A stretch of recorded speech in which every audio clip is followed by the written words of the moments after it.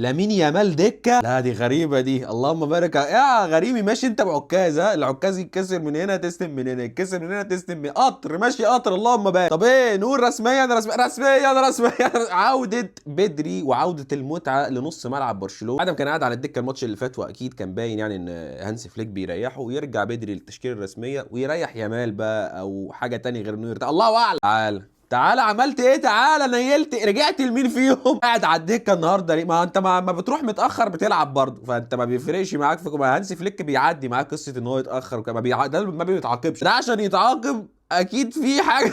عملت حاجه ايه؟ انا مش عارف، هنعرف هتروح فين. يا اما عمل حاجه يا اما بيريحه. يعني رافينيا بادئ وينج يمين وروني شمال، وفي لعب في التشكيل، لكن بقى التشكيله ثابته زي ما هي بخط الدفاع بنص الملعب، مع عوده بدري طبعا للتشكيله الاساسيه. يلا باذن الله كل عدم التوفيق كده عشان اتلتيك بالباو نابي يعني سيبني ياخد الكاس بقى المره دي.